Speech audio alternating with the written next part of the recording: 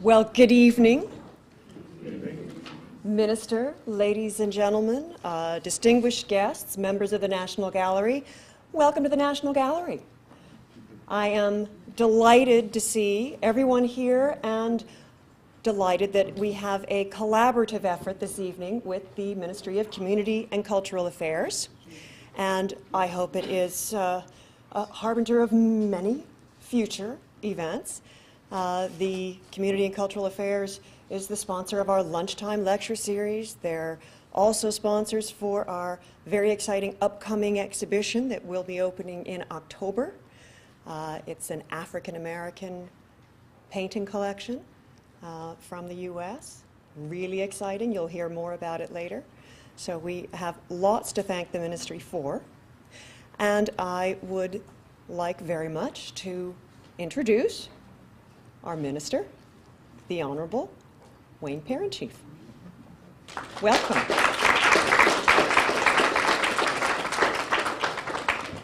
Well, I'm getting used to that.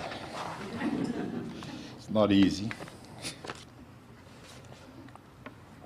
Okay, ladies and gentlemen, good evening, and thank you for joining us for what promises to be a very enjoyable night of poetry and prose, featuring our distinguished guest, Ms. Olive Senior. Now, where is she?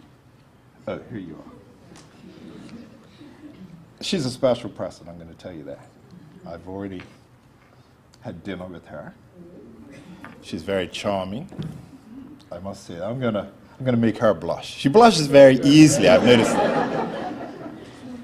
She has some nice things to say about me. She didn't know that after we had dinner, and I appreciate that, madam. But it's easy to heap praises upon this lady. And I'd like to begin by welcoming Ms. Senior on behalf of the Ministry of Community and Cultural Affairs. And I'd also like to thank her for agreeing to serve as writer-in-residence for the workshop organized by the Department of Community and Cultural Affairs. The 3-week writer-in-residence program is intended to encourage local writers, particularly writers of short fiction, to develop their craft in a supportive environment of constructive criticism. I don't know if so many people can take that. Traditionally, the literary arts in Bermuda have not been as fully developed as some of the other art forms. Programs such as this writer-in-residence workshop will hopefully go a long way towards promoting growth in this very important area. As a highly regarded teacher, published poet, award-winning short story writer, and cultural expert, Ms. Olive Senior is an ideal person to assist with this process. Ms. Senior, whose work is well known internationally, but particularly in the Caribbean and Canadian circles, has produced an impressive body of work, excerpts of which she will share with us tonight. I'd also like to thank Ms. Laura Gorham and the staff at the Bermuda National Gallery for their assistance in organizing this evening's event and for providing such an enjoyable atmosphere for the appreciation of the literary arts. Let me also thank my own staff, the staff at the Department of Community and Cultural Affairs, for their work in organizing tonight's event, as well as planning and bringing to fruition this residency. And in particular, special thanks are extended to Dr. Kim Dismount. And I can not get used to calling the Dr. Dismount, because I knew her mom, who sits over there rather fawningly. And I just can't get used to the fact that all these younger folk are sporting all these titles. But it also makes me very proud.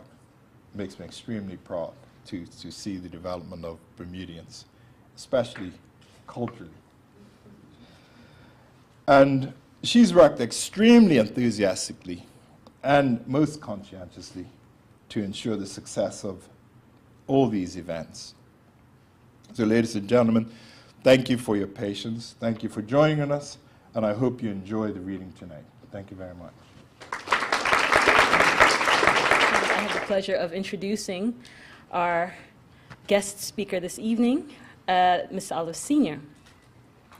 Olive Senior is the prize-winning author of 9 books of poetry, fiction, and nonfiction, with a new book of poetry entitled Shell, forthcoming in October. Her other works include the Encyclopedia of Jamaican Heritage and Working Miracles, Women's Lives in the English-Speaking Caribbean. Her poetry books include Talking of Trees, Gardening in the Tropics, and Over the Roofs of the World. Her fiction titles are Summer Lightning, Arrival of the Snake Woman, and Discerner of Hearts. In addition to her literary work, Olive Senior has been the editor of 2 of the Caribbean's leading journals, Social and Economic Studies at the University of the West Indies, and Jamaica Journal, published by the Institute of Jamaica Publications. She is the recipient of many fellowships and awards. She was the 2005 Humanities Scholar at the University of West Indies, Cave Hill, Barbados, and has been writer-in-residence at several institutions, including the University of Alberta, the Banff International Writing Studio, at the University of the West Indies in Jamaica, and the University of the West Indies in Trinidad. So as you can see, we're very lucky to have her as our writer-in-residence as well. She has served as an Arts Council of England visiting international writer, a Hawthornden Fellow in Scotland, and a Dana Distinguished International Writer at St. Lawrence University in Canton, New York. Her work has been published in numerous literary journals and anthologies. She has read her work at many international venues and lectures and conducts writing workshops internationally. She's on the faculty of the Humber School for Writers at Humber College, Toronto, and has also taught creative writing at the University of Toronto, St. Lawrence University, University of Miami in Florida, Barnard College, New York, University of the West Indies in Jamaica, Barbados, and Trinidad. She has also conducted residential workshops at the Arvin Foundation in England, Wales, the Poetry School, London, in the UK, among others. Olive Senior's stories and poems have been broadcast widely, including the BBC Radio 4 in the UK, BBC Book at Bedtime, CBC Radio Morningside program, among others. Her short story, You Think I'm Mad, Miss?, was produced and performed as Mad Miss by the Theatre Archipelago, May 27th through June the 12th, 2005, in Toronto. Olive Senior now divides her time between Toronto and Jamaica. So please join me in welcoming Ms. Olive Senior.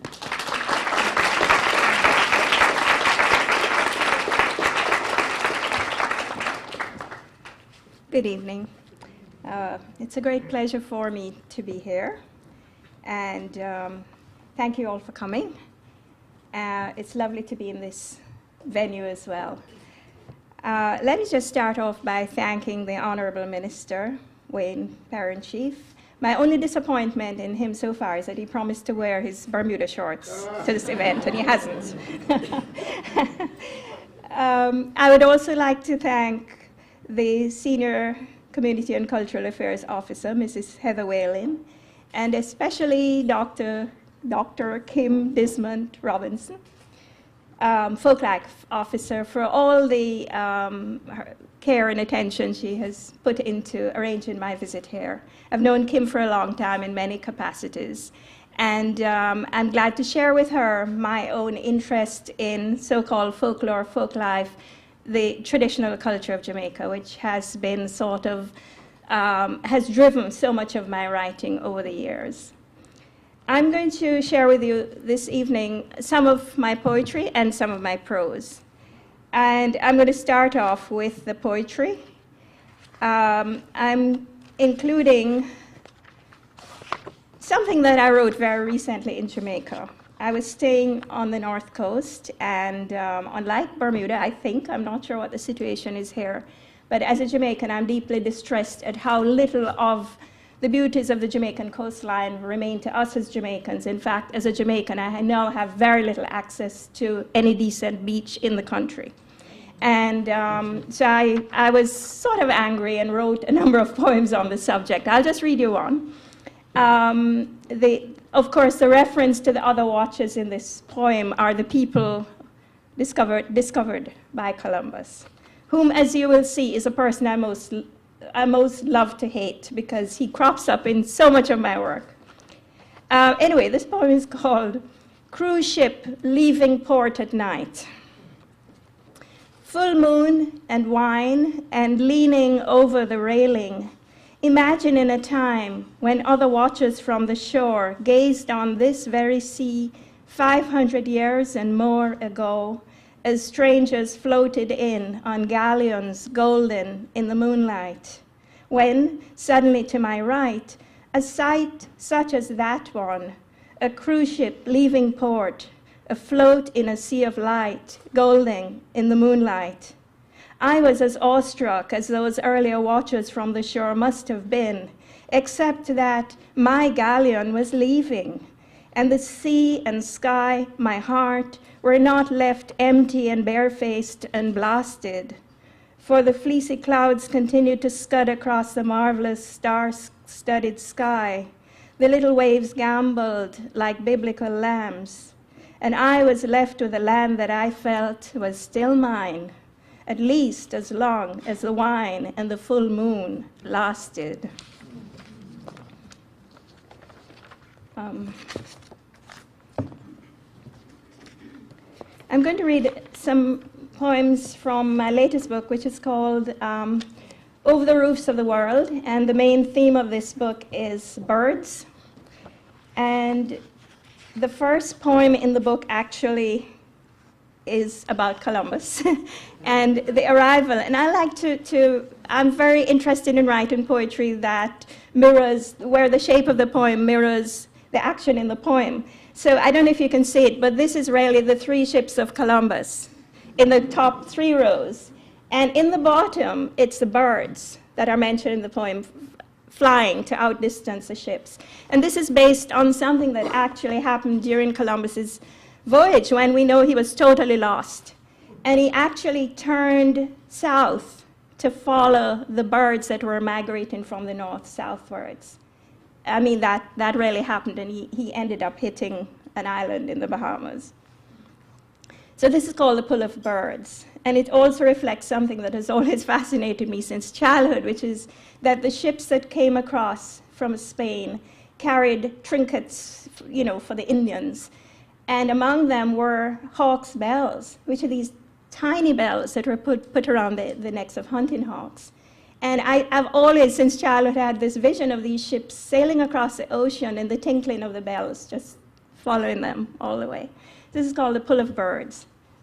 Colon, son and grandson of weavers, rejected that calling, but did not neglect craft, keeping 2 sets of books. On his first voyage, landfall receding, where was Japan? He sailed on, praying for a miracle to center him in that unmarked immensity, as warp to woof. And suddenly from the north, a density of birds flying south, their autumn migration intersecting his westward passage. At such an auspicious conjunction, his charge he threw out, the flocks drew him south across the blue fabric of the Atlantic. Weary mariners, buoyed by the miracle of land soon, of birds flying across the moon. Birds seeking to outdistance 3 raptors skimming the surface of the sea, and sending skyward their doomsday utterance of hawks' bells tinkling endlessly. Birds speeding to make landfall at Wanaani. Writing is hard work, as I tell people. And I feel also that writing should be fun. So a lot of my work is very, very serious, but I also like to think a lot of it is very playful. And I'm going to read two of the bird poems in a section which is called Yard Fowl. This one is called Hen, and it's based on a Jamaican saying that woman luck lie a dungle heap, fowl come scratch it up. If you don't understand that, go and ask a Jamaican. Some find you loudmouth and simple, for every egg laid a big announcement to cackle. Some find you the broody hen, not knowing all is meant to throw spies off the scent of your blood secret. You know the sky isn't falling. Geese don't lay golden eggs. Superior knowledge resides in the feet. You are mistress of maps to the underlayer, to buried treasure. Why else do you nod your head and give thanks as you sup? With every scratch, woman's luck, you turn up. And this one is called guinea hen. Do you have guinea hens here? They're birds that are speckled. They look like, they have, I don't know, they're polka dot birds. They came from Africa. Okay, this also incorporates a Jamaican saying. In Granny's eyes, our foremost barnyard warrior is not, after all, our fierce rooster or surly turkey gobbler, but mild guinea hen, her badge of office, her spotted feathers. She stands on guard at that barrier they call reputation. For Granny, explicating the difference between good girls and bad, always ends her homily with warning as fact, 7 year not enough to wash speckle off guinea hen back. When Granny holds up guinea hen as a symbol of spoiled reputation, we study her pattern and interpret Granny's warning to mean, not that you can't do so, just don't let the world know. Never let the spots show. There are several poems in this book about peacocks, because, you know, peacocks are beautiful and proud, but they have one weakness. They think they have really ugly legs. So, yeah, this is Peacock Tale number 2. The navy from Tarshish arrives with gold and silver, ivory apes, and peacock with his 100 eyes. King Solomon, sorry, I thought I was reading the wrong one. King Solomon brings his children and his 100 wives. Stretching a mile or so long, they line upon the wharf to view the strange barbaric throng. Peacock assumes the reception is for him and almost manages a song. Peahen, ignored by everyone, dutifully following in his rhythm, carries his suitcases and a flagon of smelling salts. Peacock marches up and down and struts his stuff and preens until he fluffs his tail and careens to the limit of his pride. It is then that Peahen rushes to his side and hisses in her quiet voice, "Feet, feet." Peacock, as if stung, whimpers and in retreat lowers his head in shame. Pride falls like his eyes to the ground and his ugly black feet. Peahen unstoppers the smelling salts and delivers it neat.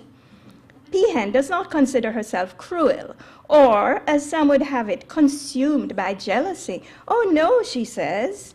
It's just that a woman's got to protect the one who puts bread on the table, even from himself. Nobody looking at him, she says, would suppose his brain to be the size of a pea, his head so light, all that arrests his fancy or even more permanent flight is his wife, me, having to remind him every time of those ugly black feet, the only thing that keeps him grounded and in line. The other theme in this book is thread, because I started to write these poems after a long dry spell, which I hate to call writer's block. And then Pablo Neruda, the Chilean poet, is sort of one of my literary heroes. And I was reading a lot of Neruda, and Neruda has a lot of advice to give to young poets. Among them is his ode to thread, which says, "Don't talk nonsense, never say you have nothing to write about. You can write about anything, including thread." So I literally took that thread and ran with it. And a lot of the poems in this book, which end with a long ode to Neruda, are about thread. So I'll read one of those, which some people here might, I don't know what the culture here is like, but you might find this familiar. It's called Embroidery. The women of the family took tea all together, except for Aunt Millie, Uncle Vincent's wife. She read books. She wore makeup and jewelry even on weekdays. On Sunday afternoon, behind locked door, she had me put coloring, Madam Walker's, imported from America, in her hair. She was a Bluefoot, a stranger, not a Bornea.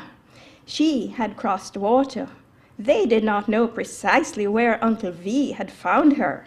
He was the eldest family head, a sly dog and purse-string controller, so no one said anything. Aunt Millie smiled often, but her mouth was sewn up. Her reticence offering them few strands, the women of the family enhanced them with embroidery, washing lightly in vinegar to keep the colors fast. From her straight nose and swarthy skin, they plucked skeins to compose the features of a Jewess, or herringbone in the outside daughter of a rich merchant or plantation owner. Her mother was someone mysterious, whipped onto the scene with a slanting backstitch. She once sang opera. She was said to be of Panamanian or Colombian origin, something exotic enough, like a French knot, to mistrust but work in. They reviled Aunt Millie's use of scent. From the few words they extracted, they thought they detected a foreign accent. Sometimes they feathered in Haitian, infilled with dark threads to signify the occult powers of that nation. How else could she have snared such as Uncle V? They thought she kept her distance because she was all of the above and snobbish. My dears, such airs.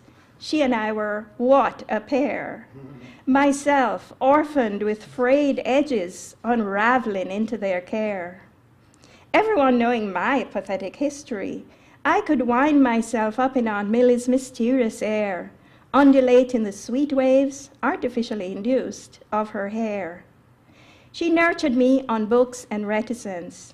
The women of the family fed me cold banana porridge, or so everything then seemed, told me tales of girls who did and men who didn't marry them, tried to enmesh me in their schemes to outdo Aunt Millie's disguise. In the end, they embroidered her an elaborate cover when I could have said a plain winding sheet would have suited her, for to me she gave her story unadorned. The women of the family willed me their uniform tension. Aunt Millie left me her pearls. I sold them, became a Bluefoot traveler, kept no diary, sewed up my mouth, shunned embroidery. I'm going to read one or two from my other book, Gardening in the Tropics, which children of the Caribbean are now using for their sins. I'll read this poem I'm going to read is for the Jamaicans in the audience, because I don't think you have Guinep here, do you? But you know what it is. Or it's called by many names in the Caribbean, you know, and it's a big, huge tree on which grow these fruit that hang down in clusters like grape, and you have to crack the skin with your teeth and suck off the flesh around the seed. And children, certainly in Jamaica, and I think in other countries, are taught if you swallow a guinea seed, it will grow inside of you, because they're quite dangerous to young children if swallowed. So the poem is very short. My explanations are usually longer than the poems. But a friend of mine in Jamaica shared this book when it came out with her grandchildren, and this was their favorite poem. And one of the children, who is then age 11, sent me a story that she wrote as a takeoff from the last line of this poem. So I'll read you the poem, and then I'll tell you the little story that she wrote, which is, I wish I had written it. This goes, Guinep. Our mothers have a thing about Guinep. Mind you don't eat Guinep in your good clothes, it will stain them. Mind you don't climb Guinep tree, you will fall. Mind you don't swallow Guinep seed, it will grow inside you. Our mothers have a thing about Guinep. They're secretly consuming it. So here's the story. It goes, once upon a time, there was this mother sitting on the back steps with a big bowl of Guinep in her lap. So she was eating Guinep, eating Guinep, eating Guinep, and she went, because she had swallowed one. So next thing you know, her belly started to grow, and it grew and grew. So she went to the doctor, and the doctor said, don't worry, you're going to have a baby. So in tutus, she goes into the hospital to have the baby. And what does she have? Of course, she has a baby guinea tree. So the story goes, like a good mother, she took her strange offspring home and she planted it in the garden. And very quickly it grew up. And then it bore. And what did it bear? Human babies, of course. So the story goes, her 11 other children came down to greet their strange new siblings. And they held hands and danced around the tree, singing a little song they'd made for the occasion, which went, "We nah eat guinea anymore, for it give we plenty picnic and it make we poor."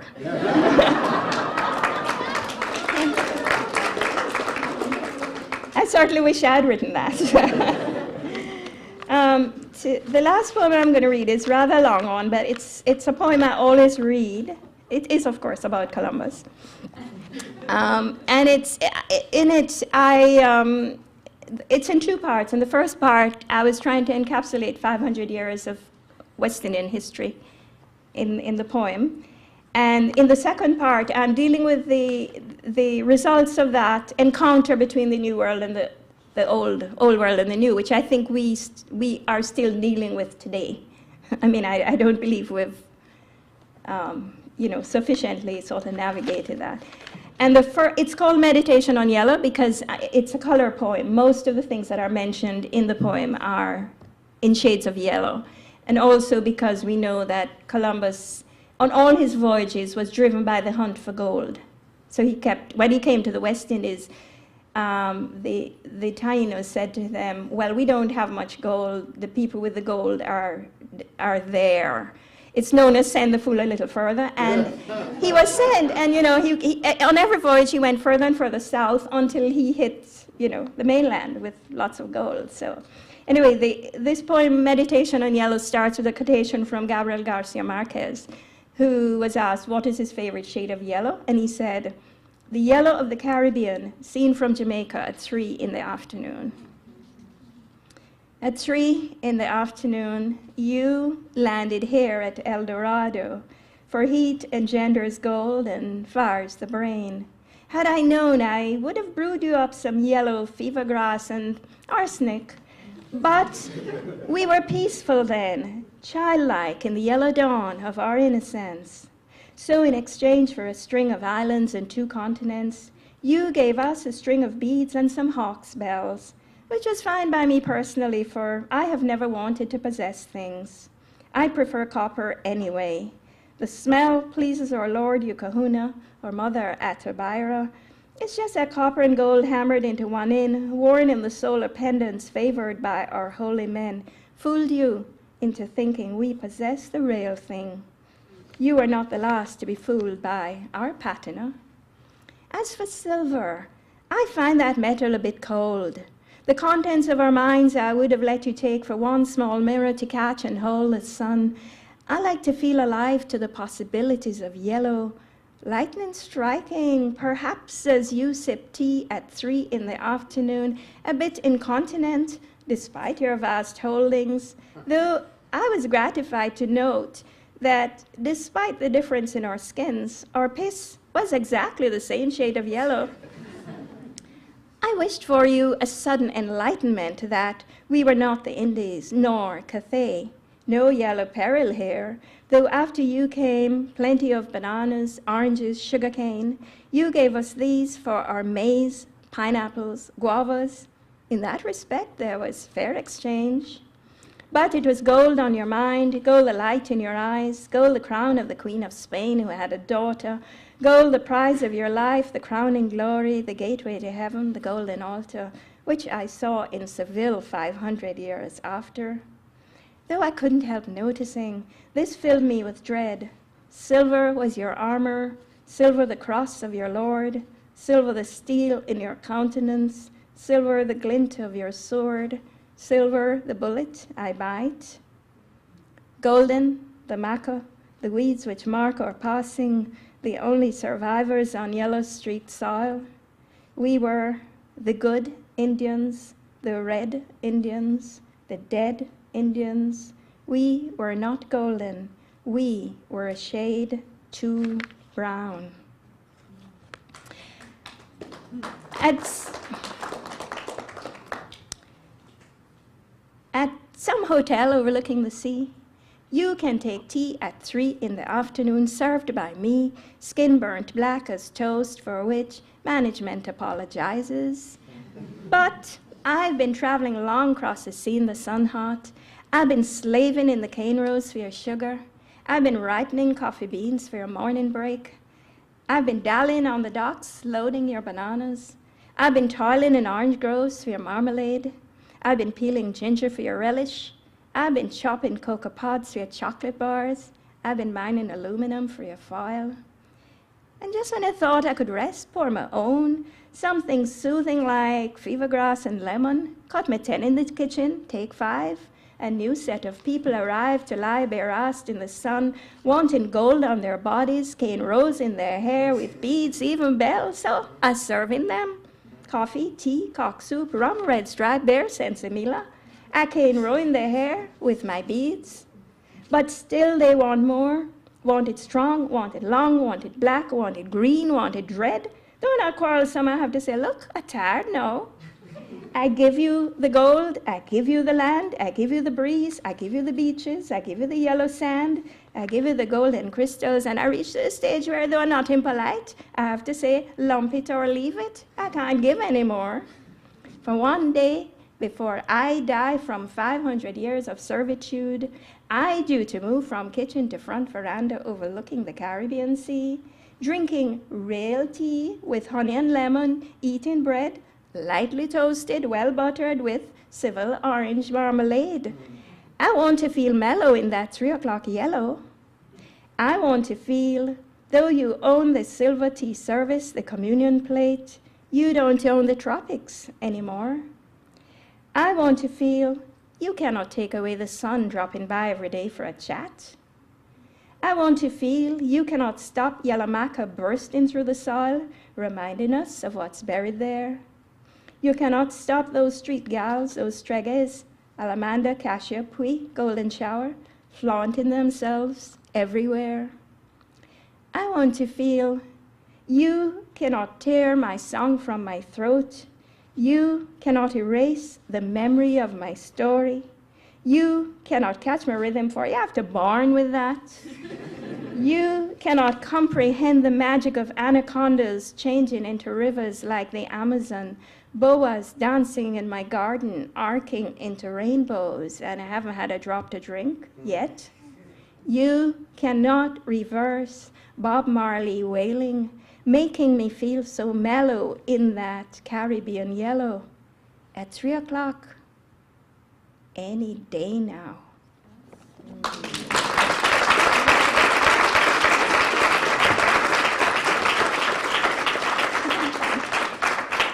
I'm going to read 2 stories. One is, the second one is not a story, just an excerpt from one of my stories. And I promise I'll leave you laughing with the excerpt from the second story, because the story I'm going to read is kind of serious. It's something I've written recently, and it's a preface to a novel I'm writing, because I feel that as a writer, I really have to engage with some of the serious issues that face us. And one of the issues that I'm engaging with in this book is the whole notion of violence in our societies and the impact it has on very young people. And the question I'm asking is, if children grow up in or are exposed to extreme violence in their youth, as they are in Jamaica, but in many other countries today, in the United States, England, all over the world, it is a problem, maybe not in Bermuda, for which you should be thankful. But it's a major problem now in Jamaica, especially.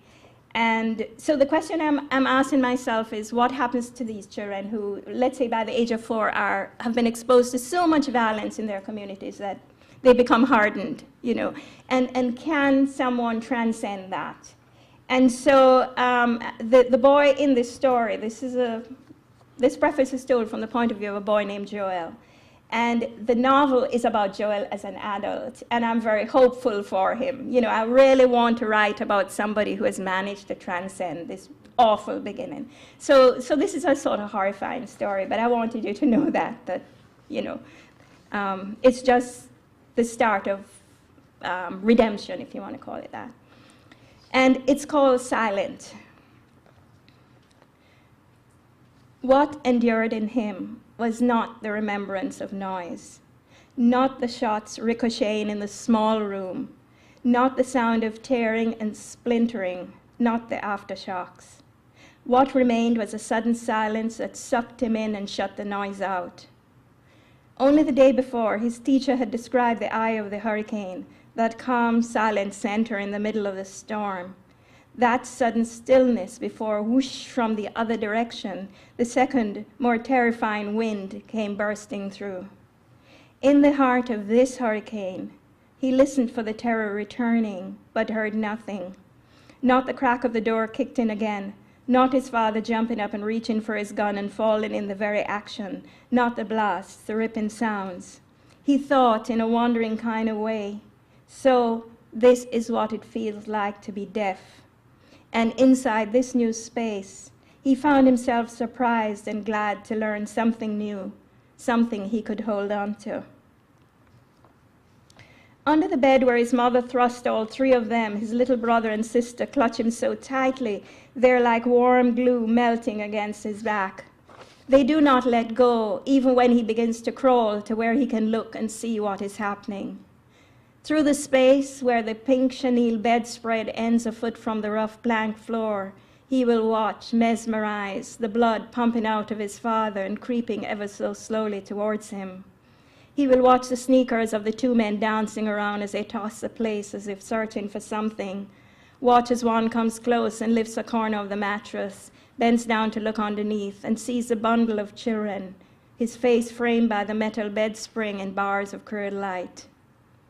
In that sudden glare, Joel knows he should close his eyes, but he cannot. He knows the men anyway. They're part of his father's posse. After a suffocating moment, the man drops the mattress, and when nothing else happens, Joel can't stop himself. He has to crawl out further to see more of the room, to see his mother. He sees, first, her toes tightly clenched in her slippers. Then as he pushes his head further out, her hands rigid at her side. Pulled by the tension of her body, his eyes travel up past her arms, and he sees the gun at her head, her mouth opening and closing. He quickly retreats then, closes his eyes tightly and waits for that final shot, but no sound comes. He has no idea how long he lay there clutching Clive and Jessamine. It could have been days or weeks or years, till he senses someone crawling under the bed, feels his mother's trembling as she locks her body onto them tightly, wordlessly. He must have slept, for it is daylight, and he feels his mother's hand digging into his shoulder. He opens his eyes, and she puts her finger to her lips and gives him a look that says, "Stay here." She gets out from under the bed just as the door bursts in again. Police, he can tell from their boots, even before they call out. His little brother and sister stay silent, not even a whimper, though he can smell them, for they have soiled themselves, him too. But he knows he needs to be quiet, for police are dangerous bad men. Everybody knows. He watches as they lower their M16s to poke at the body on the floor, which the flies and ants have already colonized in the rising heat, wipe the congealed blood off their boots on the small rug Miss Sims, his mother's employer, had given her at Christmas, and which no one in the family is allowed to even touch, much less walk on. And though he still can't hear, all his other senses are heightened, sickness rising in him from all the smells, from sweaty bodies, dried blood, bodily waste, as if all the everyday noxious odors of the yard and lane, the entire neighborhood, the world, are rising up to stifle the air in the room. He sees the others arrive, the plainclothes men, and the first one leaning down to get a good look at the man on the floor, smiling broadly. Others come in to stare at the body, smile and give each other high fives, strut around and kick with their sneakers and heavy boots at the furniture and possessions strewn on the floor. He can see his mother shaking her head up and down, opening her mouth, turning and moving her body, gesturing with her hands, moving her feet. Then they take her outside. He closes his eyes again and drifts back onto the silent island on which they're marooned under the bed. He and his little brother and sister, who are now wide awake but silent too, both with their thumbs in their mouths and still glued so tightly to him, he feels as if they will never again be separated from one another. It is as if they're sealed off, hearing nothing of the clamor outside, nothing from the tenement yard, from the laneway full of curious people, nothing of the everyday sounds, the screams or curses or shouts, the raucous laughter, the music blasting from every doorway, the motorbikes and cars revving up and down the narrow streets and lanes, the scatter of gunshots from near and far, that pattern night and day like the barking of the mangy dogs. Then everything happens at once. His mother pulling him out from under the bed, lifting up the baby and leading them outside through the silently staring crowd to the bathroom where she washes them off. She rubs them dry and puts them in clean clothes, and a policewoman is helping her to dress Jess and Clive. And next thing, the policewoman is taking Jess in the bag with Jess's things, and he and Clive are being pushed into the back of a police car. "Mama," he tries to speak, but nothing comes out. She leans inside the car window and puts her hand on his head in that gentle way he loves. "It's all right, Jojo. I come to the station to get you later. Look after your brother and sister for me. You are the man in charge." Thinking about it much later, he decides he must have been lip reading, for the only thing he actually hears is the man in charge. His mouth opens to speak again, but nothing comes, as if the bullets were like a hand passing across his mouth to seal it. As the policeman shuts the car door and they drive off, his last view is of his mother standing there, surrounded by armed policemen and TV cameras, and the street full of curious people. A scene so ordinary and everyday in his neighborhood, he would usually just push his way through such a crowd on his way to school, even if the bodies were there in full view, not even bothering to look or stop to find out who the latest business victim was, the whys or the wherefores. He just took it to be the way life was lived. He would hear the details in school anyway. The children are always so full of it, playing out the death scene like actors in some gangster movie. Pie, pie, pie. At the sound of gunshots, real or imagined, they all threw themselves flat and pressed their bodies to the ground. Now in the back of the police car, Joel already feels so far away from the scene. From himself, it is as if none of it existed. He rouses himself when they come to the police station, and he fully expects them to be locked up in a cell. But in the reception area, they put him and Clive to sit on a wooden bench against a far wall, and the policewoman who has taken Jess inside brings her back, sucking on a bottle, and hands him over to him, saying something and smiling. But just at that moment, pandemonium breaks out at the station with armed police in riot gear rushing in and out. And from their movements, he can tell that radios and walkie-talkies are crackling, the station phones are ringing, voices are raised, orders barked. All the adults seem in such a frenzy that the children on the wooden bench press themselves against the wall for safety and are soon forgotten. After a while, Joel moves Jess off his lap and puts her to sit on the seat beside him, so Clive, who is nodding off, can lie on the bench and put his head in his lap.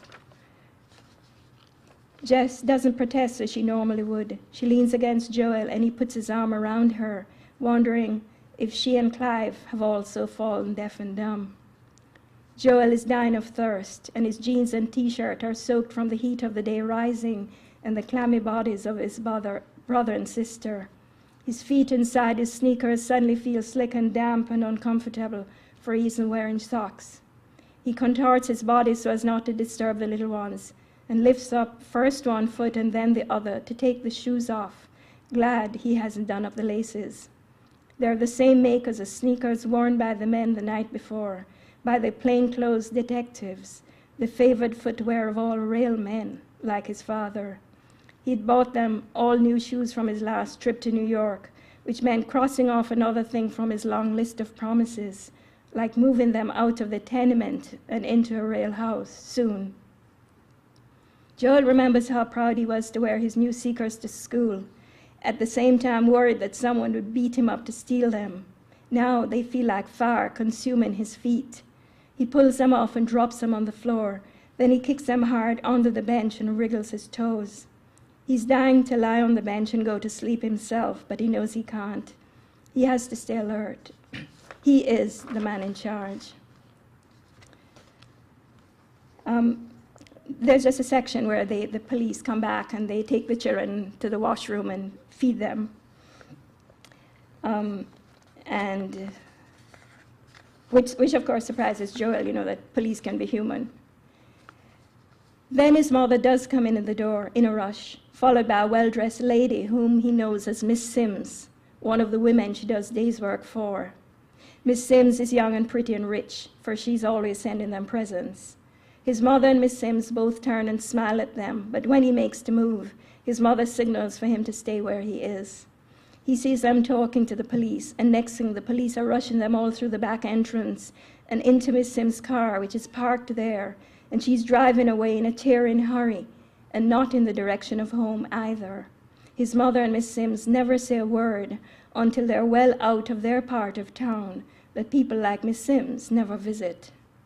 On the back seat, the three of them are sitting down low as their mother instructed them so they can't be seen, and she herself is crouched down in the front seat so it looks like Miss Sims is the only one in the car.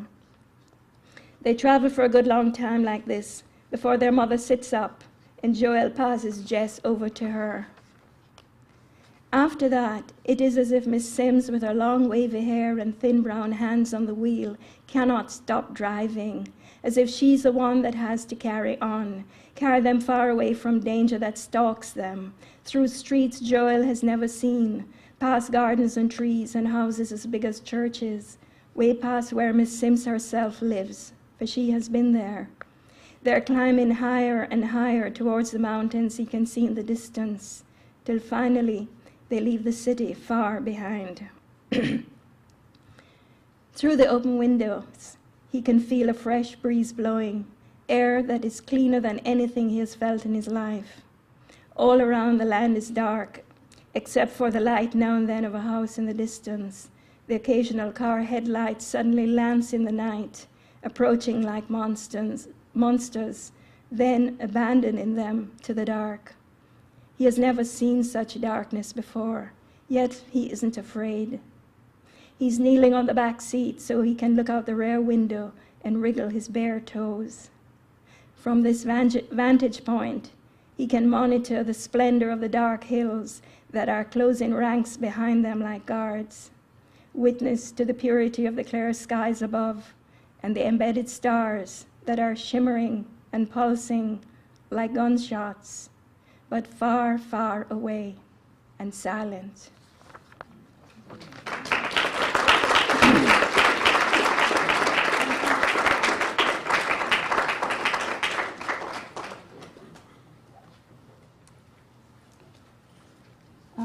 As promised, I'm going to read you something very brief so that you don't leave feeling too depressed. This is from a story in my first book called Summer Lightning, and the story is called Do Angels Wear Brassieres? And I'm sorry, I'm not going to read the part of the story that tells you if they do or don't. You'll have to read the story for yourself. But I'll just read a little section of it. This is a story about a little girl called Becca, and I like to write about these little girl characters who are what we call feisty, or in Jamaica she'd be known as force ripe. You know, you ripen fruit by putting it in a paper bag to things. So I don't know what the expression is here, but in Jamaica, if you're a force ripe girl, it means you're very precocious. And this little girl, Becca, has a reputation for being force ripe, only because she asks the normal questions that children ask, you know, like, where do babies come from? But I mean, that's a great sin in this community. And there's no father around, and her mother has taken her to live with her aunt in the country, and the aunt is upwardly mobile. And so this child is really, you know, giving the aunt a hard time because she goes around asking these questions. So the aunt prays that she'll get a scholarship to go to boarding school so she'll be far away, which she does actually. But anyway, the section that I'm going to read is about when this is the greatest moment in the aunt's life because she's a member of Mothers Union. I don't know if you have this here still, and which is a sign of great respectability. And the archdeacon is coming to visit. And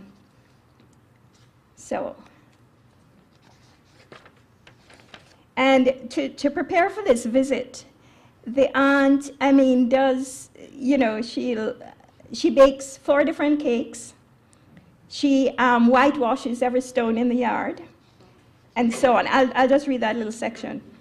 4 archdeacons certain stop outside her gate. Auntie Mary scrubbed the house from top to bottom, put her back the freshly laundered Christmas curtains and the lace tablecloth and the newly starched dollies and the antimacassars, clean all the windows in the house, get the thick hibiscus hedge trimmed so you can skate across the top, wash the dog, whitewash every rock in the garden and the trunk of every tree, paint the gate, polish the silver, and bring out the crystal cake plates and glasses she brought from Cuba 25 years ago and is saving for her old age. Just in case Archdeacon can stop for tea, Auntie Mary bake a fruit cake, or upside-down cake, a 3-layer cake, and a chocolate cake, but she don't know which he prefer. Also some coconut cookies. For although Archdeacon is an Englishman, don't say he don't like his little Jamaican dainties. Everything will be pretty and nice for the Archdeacon, just like the American lady she did work for in Cuba taught her to make them. The only thing that is now bothering Auntie Mary as she give a last look over her clean and well-ordered household is Becca. Dirty Becca, right now, sitting on the kitchen steps, licking out the mixing bowl. The thought of Becca in the same house with Archdeacon bring on one of Auntie Mary's headaches. She think of asking Cherry to take Becca somewhere for the afternoon when Archdeacon is coming, but poor Cherry has worked so hard and is just as excited. Auntie Mary don't have the courage to send Becca to stay with anyone, for nobody knows what that child is going to come out with next. And a lot of people not so broad-minded as Auntie Mary. She pray that Becca will get sick enough to have to stay in bed. She, oh God forgive her, but it's for a worthy cause, she even considered drugging the child for the afternoon. But she don't know how. And anyway, she don't have the heart. So Auntie Mary take 2 aspirin and a small glass of tonic wine and pray hard that Becca will vanish like magic on the afternoon that Archdeacon visit. Now Archdeacon is here, and Becca and everybody in their best clothes. Becca, thank God, also on her best behavior, which can be very good. She really looked like a little angel. She's so clean and behaving. In fact, Archdeacon is quite taken with Becca and more pleased that this is the afternoon he decided to consent to come inside Auntie Mary's parlor for one little cup of tea. Becca is behaving so well and talking so nice to the Archdeacon, Auntie Mary feel her heart swell with pride and joy over everything. Becca behaving so beautiful, in fact, that Auntie Mary and Cherry don't even think twice about leaving her to talk to Archdeacon in the parlor while they out in the kitchen preparing tea. By now, Becca and the Archdeacon exchanging Bible knowledge. Becca asking him questions and he trying his best to answer, but they never really tell him any of these things in theological college. First, he go ask Becca if she's a good little girl. Becca say, yes, she read our Bible every day. Do you know? Says Archdeacon. Splendid. Becca smile and look shy. Tell me, my little girl, is there anything in the Bible you would like to ask me about? Yes, sir. Who in the Bible wrote big? Who in the Bible wrote big? My dear child. This wasn't the kind of question Archdeacon was expecting, but he always telling himself he have rapport with children, so he decided to confess his ignorance. Tell me, who? Paul, Becca shouted. Paul? Galatians 6:11. See with how large letters I write unto you with my hands.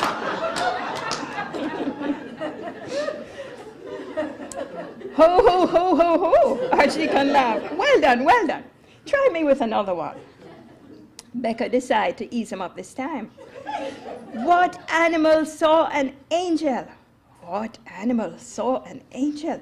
My word. Of course, Balaam's ass. Yes, you got it. Becca jumping up and down. She's so excited. She decided to ask the Archdeacon a trick question her father did teach her.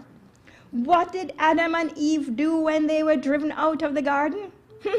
Archdeacon sputtered, but he couldn't think of a suitable answer. They raised Cain. Ooh, they raised Cain. The Archdeacon promised himself to remember that one to tell to the deacon. all the same, he's not feeling strictly comfortable. He really doesn't think it's dignified for an archdeacon to be having this type of conversation with an 11-year-old girl. But Becca is already in high gear with the next question, and Archdeacon tense himself. Who is the shortest man in the Bible? Archdeacon groaned. Peter, because him sleep on him watch. Ho, ho, ho, ho, ho. What is the smallest insect in the Bible? The widow's mite, Archdeacon shout. The wicked flee, Becca cries. Ho, ho, ho, ho, ho. Archdeacon is laughing so hard now, he's starting to cough. He cough and cough till the coughing bring him to his senses. He there looking down the passage where Auntie Mary gone and wishing she would hurry come back. He sputter a few more times into his handkerchief, wipe his eyes, sit up straight, and assume his most religious expression. Even Becca is impressed. Now, Rebecca, you're a very clever, very entertaining little girl. But what I had in mind were questions that are a bit more serious. Your aunt tells me you're being prepared for confirmation. Surely you must have some questions about doctrine, religion that puzzle you? No serious questions? Becca looked at Archdeacon long and hard. Yes, he said long last in a small voice. Right away, Archdeacon sit up straighter. What is it, my little one? Becca screwing up her face in concentration. Sir, what I want to know is this, for I can't find it in the Bible. Please, sir, do angels wear brassieres? Auntie Mary, just that minute, coming through the doorway with a full tea tray, with Cherry carrying another big tray right behind her. Enough food and drink for 10 archdeacons. Auntie Mary stopped raps in the doorway with fright when she heard Becca's question. She stopped so sudden that Cherry bounced into her and spilled a whole pitcher of cold drink all down Auntie Mary's back. As the coldness hit her, Auntie Mary jumped and half her tray threw away on the floor. Milk and sugar and sandwiches rained down on Archdeacon. Archdeacon stop. Archdeacon jump up with his handkerchief and start to mop himself and Auntie Mary. At the same time, he's trying to take the tray away from her. Auntie Mary, at the same time, trying to mop up the Archdeacon with a napkin. In her mortification, not even noticing how Archdeacon relieved that so much confusion come at this time. Thank you.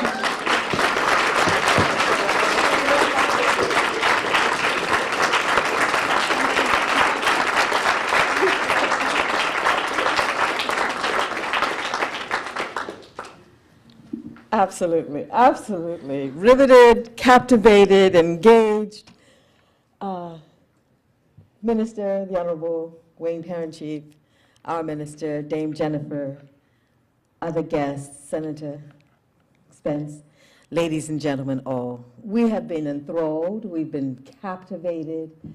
Even I can tell by the silence, the absolute silence in the room, how engaged everybody was, and that's because of this master writer lady who can use language so beautifully that I am humbled to have to put into words a thank you. But we are thrilled, absolutely, and when Kim told us about you, Ms. Senior, and that you would be the best person to come and conduct a writer's workshop, certainly we are very pleased that Kim did recommend you, and so we thank Kim. But right now, we would like to thank you for being here, for sharing your craft, and for sharing your talent, and certainly those people who will be engaged in the workshop for the next 3 weeks. It's going to be, I can tell, a wonderful, challenging experience, so I'm sure that they will be looking forward to that as well.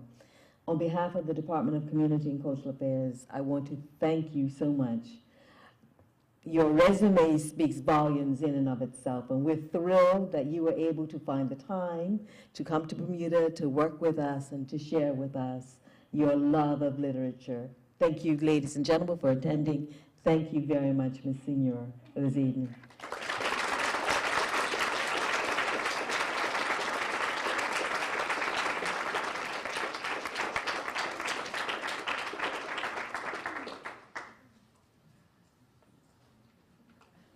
I suppose it's because it's my house here that I can say the last word. Just thank you all for being here in the National Gallery. If you have a minute to enjoy the exhibits as well, please do. It's the last 2 days of seeing, oh no, the last 1 day of seeing this exhibition, the Hair in African Art and the John Kaufman exhibition. And I thank our special guests and the Department of Community and Cultural Affairs, our Minister, Kim, Heather. Thank you.